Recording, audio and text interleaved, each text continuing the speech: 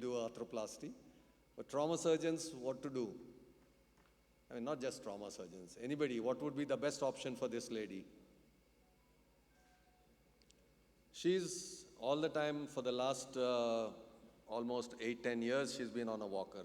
Shuffling gait, very short. I didn't get the videos because sometimes it doesn't run. But she was only, yes? No, there's no catch here. She has osteoarthrosis knee also. Okay, very good. Retrograde is an option. Yeah, because antegrade is impossible to do it here. Okay, so that's one option. Nobody for THR? I mean, we thought hard about it. I mean,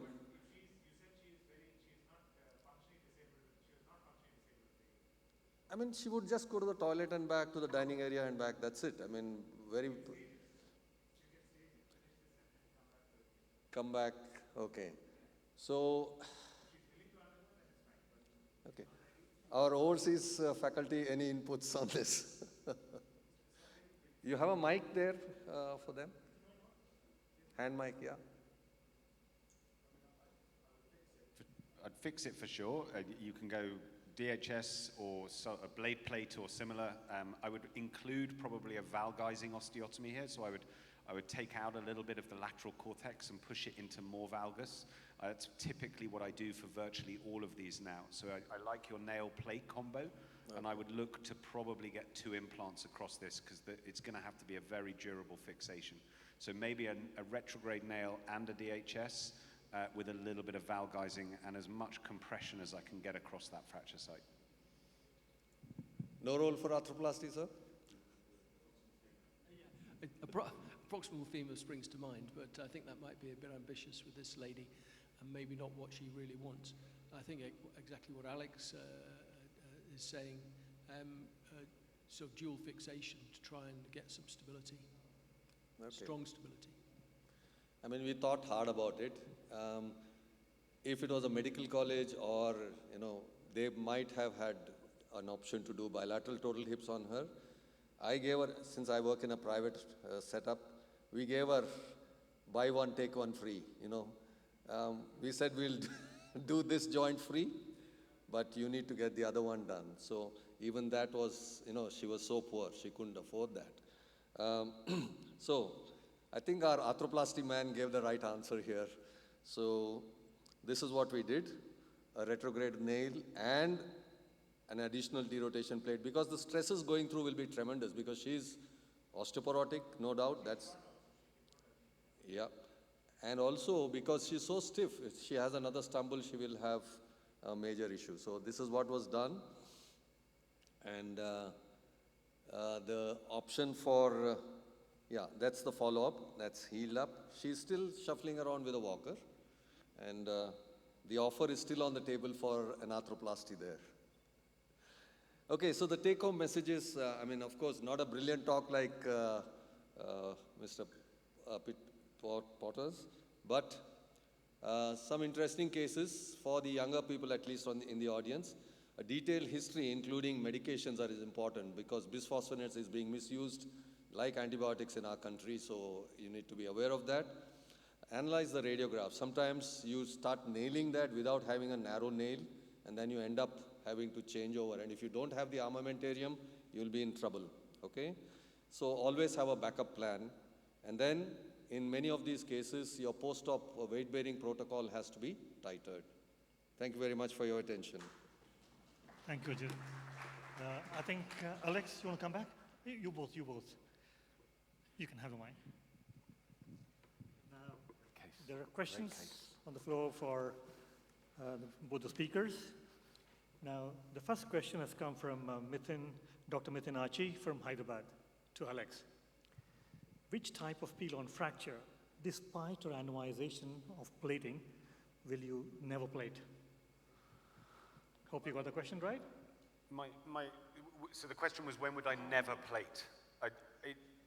You never say never in orthopedics, but the really open, so an open peel-on that is going to need staged soft tissue reconstruction, a free flap and that, I tend towards wanting to put a frame on. I think that we still have a very high infection and complication rate with internal fixation of distal tibia. But you can never say never, and those that are missing bone. So if there's associated bone loss and I'm going to need to do a transport or some sort of dead space management and reconstruction, I would rather have a frame on just to reduce that and give me that ability to do a transport or something subsequently. Great, thank you. Any questions from the floor? I will come back to you, sir. 2 minutes. I'll definitely take it, Rajiv. One mic for Dr. Rajiv Nayak, please.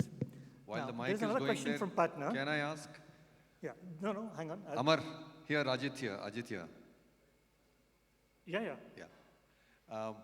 You started off almost saying that you're more of a frame man, right? No, I'm both. Oh, you're both, okay. But in a totally destroyed articular cartilage like that, how would you think of doing a frame? Would you do some mini opening, get the cartilage back in place, and then? Yeah, so I think there's one of the common misconceptions about a frame is that you can do everything without opening. The joint still needs to be reduced and fixed. So if I'm framing periarticular fractures, I'm often including limited internal fixation with some screws. So I'll still reduce the joint. The frame is actually a tool for fixing the metadiaphyseal dissociation, not for addressing the articular surface itself. And I can also, with a frame, if need to, cross the joint to give you that support and stability while they're healing. Thank you. Dr. Rajiv Nayak, please.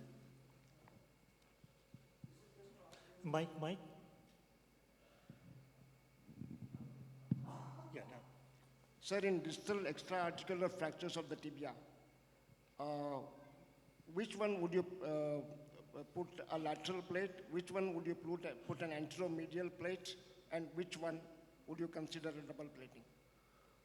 I mean, it's just totally dependent on the fracture patterns. I tend to try and avoid heavy hardware anywhere on the medial side of the tibia if I can. One of my fellowship trainers said you're only allowed to put a 3.5 plate on the medial tibia if the patient is fit enough for a free flap.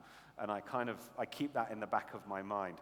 So I don't have a problem plating medially, but it will be a super low profile plate, and then I'll still need what I call that workhorse, that heavier duty plate elsewhere. So it is based on the fracture pattern, the vector of displacement, where the primary fragments are.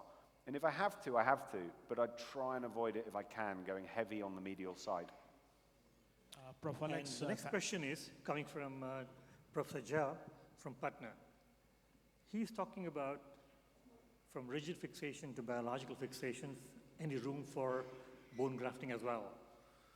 So I'm one of the sort of, I sit at one end of the scale, if you like. I don't use bone graft in acute periarticular fractures. My view is there's unless there's bone loss, and separate conversation, but when you have the metaphyseal vision, you saw bone loss on the CT there.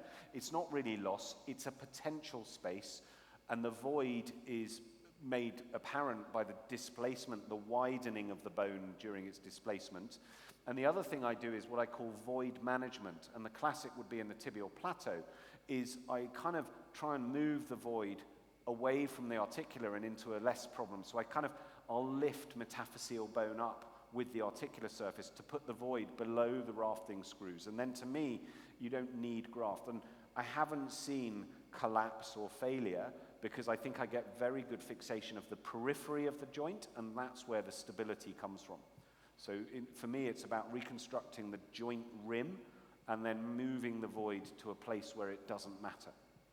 Thank you. Any questions from the floor, please? Yeah. Srikanth? Your mic is on. Thank you very much for your excellent presentation, column concept of the pilon fractures. One of the things which probably got missed was how do you tackle with the syndesmosis, particularly now with the column concept and implants like Acumet. Literally, they've got a plate for every column, and they've got this targeted device for dealing with the syndesmosis, like a syndesmotic targeting screws. What's your thoughts on that?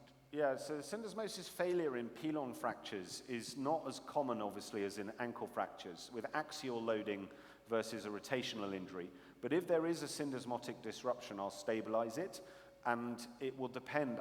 I tend towards using more flexible fixation for the syndesmosis, tight ropes or equivalent, but I don't have a problem putting a screw across it if I need to. So once I've fixed everything, I can EUA and make a call on the syndesmosis just like you would in any other instance. And the last question coming from, okay, hang on, from Pune, Dr. Karne, to Dr. Alex. When are you going to fix anterolateral and posterior medial incisions? In which position do you do it? That's a Second great question. Oh, go. Okay. I'll repeat the question. When you are going to go for a fixation, anterolateral and posterior medial incisions, in which position do you do it? So the beauty of doing those two paired incisions, I do it supine. I typically have the leg I'm operating up on a small block, just so it sits above the other. But because they're supine, the posterior medial is actually very forgiving, and I use a fairly extensive incision. It's not a small incision, soft tissue friendly, but I can have the anterolateral open at the same time. If you do posterolateral anteromedial, typically you're prone or lateral for the back, and then you're committed, and then you have to flip, and then if your screw's too long or you haven't got it quite right, you have to go back. Doing it posteromedial anterolateral, you can rotate the leg and have both wounds open at once. So I find it really very straightforward. I'm a simple guy. I like my patient just to lie flat on the bed for virtually every operation I do, flat on their back, and keep it the same every time. So I do it on a flat top radiolucent table, a single block, no tourniquet, and then I can sit on both sides of the leg and work in both. Because he says he's been doing it lateral. Yeah. It's difficult. If you're people are lateral, comfortable, but yeah. you block out one side while you're doing it. And this question is for Dr. Ajit. Amarnath, can I ask one question? Yeah, go on. I'm Dr. Anand.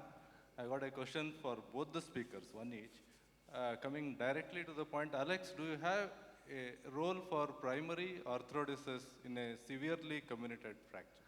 So primary arthrodesis in pilon, occasionally, but not frequently. And the reason is, it's very easy to prepare the talus. I find it very hard to prepare the articular surface on the tibial side when the pieces are all exploded. So I often might do primary bridging fixation, hindfoot nail, or plate across the joint or frame, and then when the bone stock is restored, convert to a formal fusion where I can be more confident about preparation of the joint surface. But I have, on occasion, in some of them, taken the joint out. If I can get a good sort of metaphyseal reconstruction, I just flat on flat, shorten them a bit, lengthen from above, and do a primary fusion. But it's not the norm for me. Okay. Thank you. Thank you. And this question is for Dr. Ajit from Dr. Jha from Patna.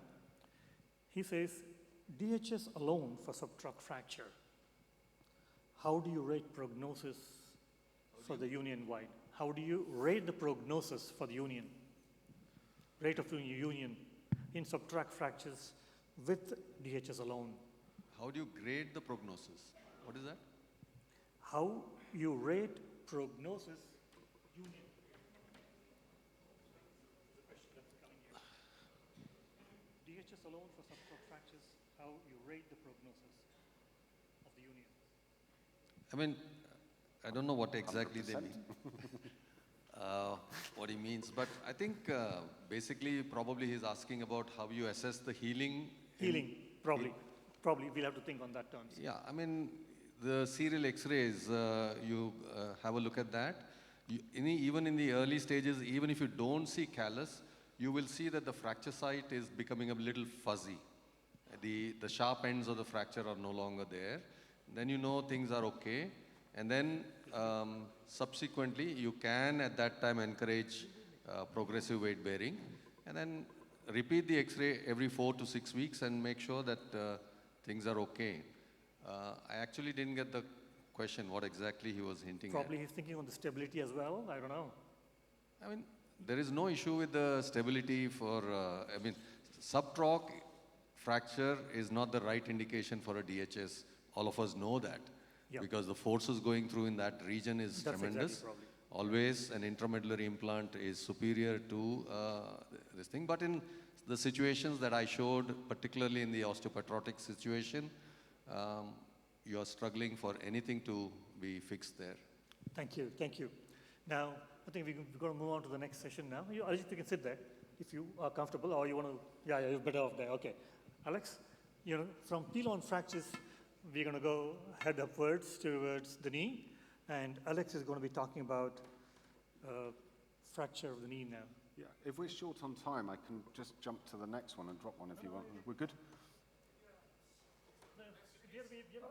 Are we okay for time, or do you want me to just go drop a case? Okay. I'll do a quick case. This one's nice and quick, very simple case. A case on knee trauma, and there's no tricks here. I just want to see what you do and show you what I did. So here we go. 50-year-old lady, female, closed, isolated injury of the distal femur. Nerves and vessels are intact. Soft tissues are good to go. The operating theatre is open and waiting for business. Nothing to stop you doing an operation. I'm pretty sure everyone in the room wants to do an operation, and I'm pretty sure everyone in the room wants a CT scan, correct? Good, you can have a CT scan. There you go. So, what are we going to do? And this is now the interactive discussion, right? Intra-articular, kind of like a T-shape distal femur with a little bit of comminution in the metadiaphysis. Who's plating this? 1, 2, 3, 4, 5, more. Right, everyone's plating this.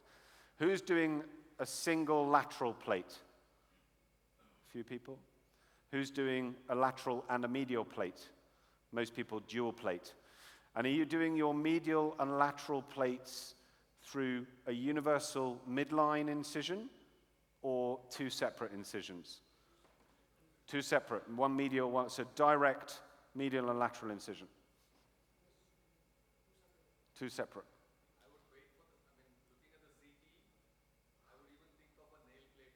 Okay, it's a nail and plate combo. Anyone else doing nail and plate combination? A few. Excellent. Good. So there we go. Nice, simple. So if you're plating this with, I think a few people were doing a single lateral plate, are you allowing them to weight bear after surgery, or are you keeping them off it? Restricted. What if you partial weight bear? Allow weight bear. Non-weight bear. No weight bearing. Okay. And if you're dual plating, for the people dual plating, are you weight bearing? No? Non-weight bearing. Put your hands up if you're non-weight bearing. Okay. I'm having angina now. Okay, so let me show you what we do. We have all these options that we can think about. It says here, on this one, that's why I'll look to the screen. This one's stopped. So this is what I do. I use a medial parapatellar approach. Every single one of you is familiar with a medial parapatellar approach. It is a fantastic approach for distal femoral fractures. For those of you who are doing a lateral and a medial approach, how do you visualize the trochlea? How do you see the split that goes all the way front to back in the trochlea? That's very difficult from the lateral side. You think you can see over. From the medial side equally. And if you do have a Hoffer component, that's very difficult to see across the whole articular surface. If you go with medial parapatellar like you do a knee replacement, you can flex the whole knee. You will see the whole joint in front of you. The other thing people ask then is when you do a medial parapatellar, how do you get your lateral plate in? It's easy. You actually, again, you see, you can slide the plate in. Maybe the most posterior screw is tricky, but you can percutaneously add that screw under direct vision. So in this case, we've reduced the joint. You'll notice a couple of clamps and some percutaneous screws or screws across the joint to restore the block. I've used a small plate, and this plate is on the anteromedial aspect of the femur. It sits medial to the trochlea, but because it's where the apex of the fracture, where I could get the read, if you like, for restoring that. And then we go ahead and we add a retrograde nail. You'll notice last night someone was very unhappy that I'd put a screw through the notch at the back of the knee, but if you were plating this with a big lateral plate, your most posterior screw would probably be about there. And if you only put screws anteriorly in the distal tibia, remember the articular block will want to gap posteriorly. It's one of those things when you put your clamp, if you only put a clamp more anteriorly, it will open posteriorly. So you need those 2 clamps to give you that. And then we can nail past it, and then with my retrograde nail, and I think we saw some in yours, I like a multi-axial nail, so the screws are all in a different trajectory. And then this is so stable, they can weight bear immediately post-operatively. So here we are, day 1 or day 2 post-op. This is a standing x-ray. They're weight bearing immediately, and that gets them going. So for me, the focus when I'm fixing something is to build an immediate weight-bearing construct. I am very passionate that all my fracture fixations should be able to walk day 1 post-op. I really believe that that makes a difference to fracture healing and reduces the negative influence of weight bearing. And if anyone's interested, I can share with you my whole piles of articles on the benefits of weight bearing and the negative effects of non-weight bearing. And they go on to heal at 1 year. You'll notice a bit of post-op OA, which is probably a result of the chondral injury at the time of the fracture. I go back to my original picture, talk, where the chondral injury is something that we don't really appreciate and is the driver a lot of the time for post-traumatic arthrosis, assuming you don't have malalignment and malreduction. So there you have it, a nail plate combo. You can use all sorts of plates as a nail plate combo, but the nail gives you the weight-bearing construct stability, the plate helps reduction, and as we heard before, provides a degree of reduction of rotational forces across your nail. So thank you. That's my simple knee case. You want me to do my next case? Okay. This is more fun. I'll give you a more fun case now. I'll talk to you about a non-union. Cool. So I love non-unions. Non-unions are a really great area of orthopedics because there is a complete research gap of high-quality randomized trials and what we call good level 1 evidence in non-union. So this is all opinion, okay? Good quality opinion. We like that. Here we go. 50-year-old lady, female, works in the hospital. Always a bad sign, right? If your colleague has an injury, you know you're destined for a complication. It's like the unwritten rule of medicine. Relatives and colleagues of friends will always have problems. She's a simple distal tibia fracture, a little bit of comminution. She gets it fixed by someone else the next day, minimally invasively. And you know what? It's not perfect, but it's not bad. We'd probably accept this, and in the majority of instances, this is going to go on and heal. We can criticize bits of it, but that's not what we're here to do. It's not terrible. 5 months later, this woman is in pain, still using crutches, hasn't returned to work, and is miserable. And you can see the sclerotic picture at the fracture line.